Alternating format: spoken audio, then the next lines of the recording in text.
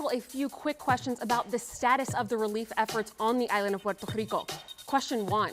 How are structural engineers determining which houses on the island are livable? The answer?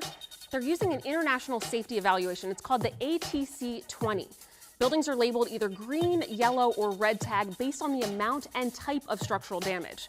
Green means that the building doesn't really pose a significant safety hazard. You can go into those buildings. Yellow means that there may be a falling hazard, like a wall that's unstable that could pose a threat to people inside of a living room, for example. In those buildings, some of them have restricted access. And then there's red tags, and those indicate the worst threats, the most serious presence of danger. And all or part of those buildings are at risk of collapsing.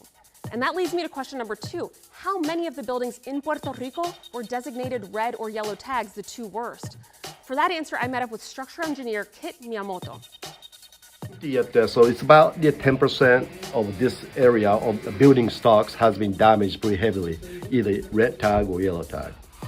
And out of that, about half of it, so 5% building stocks, they are probably non-repairable, need to probably take it out. And finally, question 3, how much assistance is being given to help with those relief efforts? Well, to date, more than $11 million of individual assistance through FEMA have been allocated to about 5,100 people on the island.